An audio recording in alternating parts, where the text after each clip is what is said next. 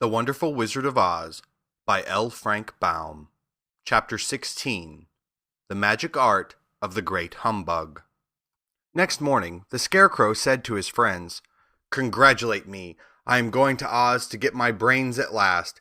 When I return, I shall be as other men are." "I have always liked you as you were," said Dorothy simply. "It is kind of you to like a Scarecrow," he replied. "But surely you will think more of me when you hear the splendid thoughts my new brain is going to turn out." Then he said goodbye to them all in a cheerful voice, and went to the throne room, where he rapped upon the door. "Come in," said Oz. The Scarecrow went in and found the little man sitting down by the window, engaged in deep thought. "I have come for my brains," remarked the Scarecrow, a little uneasily. "Oh yes, sit down in that chair, please," replied Oz. "You must excuse me for taking your head off, but I shall have to do it in order to put your brains in their proper place." "That's all right," said the Scarecrow. "You are quite welcome to take my head off, as long as it will be a better one when you put it on again." So the wizard unfastened his head and emptied out the straw. Then he entered the back room and took up a measure of bran, which he mixed with a great many pins and needles. Having shaken them together thoroughly, he filled the top of the Scarecrow's head with the mixture and stuffed the rest of the space with straw to hold it in place. When he fastened the Scarecrow's head on his body again, he said to him, "Hereafter you will be a great man, for I have given you a lot of brand new brains." The Scarecrow was both pleased and proud at the fulfillment of his greatest wish, and having thanked Oz warmly, he went back to his friends. Dorothy looked at him curiously. His head was quite bulged out at the top with brains. "How do you feel?" she asked. "I feel wise indeed," he answered earnestly. "When I get used to my brains, I shall know everything." "Why are those needles and pins sticking out of your head?" asked the Tin Woodman. "That is proof that he is sharp," remarked the Lion. "Well, I must go to Oz and get my heart," said the Woodman. So he walked to the throne room and knocked at the door.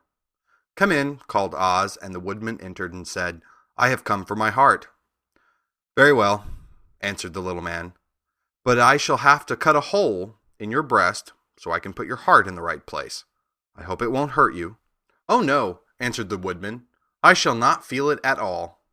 So Oz brought a pair of tinsmith shears and cut a small square hole in the left side of the Tin Woodman's breast. Then, going to a chest of drawers, he took out a pretty heart, made entirely of silk and stuffed with sawdust. "Isn't it a beauty?" he asked. "It is indeed," replied the Woodman, who was greatly pleased. "But is it a kind heart?" "Oh, very," answered Oz. He put the heart in the Woodman's breast and then replaced the square of tin, soldering it neatly together where it had been cut. "There," he said. "Now you have a heart that any man might be proud of. I am sorry that I had to put a patch on your breast, but it really couldn't be helped." "Never mind the patch," exclaimed the happy Woodman. "I am very grateful to you, and shall never forget your kindness." "Don't speak of it," replied Oz. Then the Tin Woodman went back to his friends, who wished him every joy on account of his good fortune.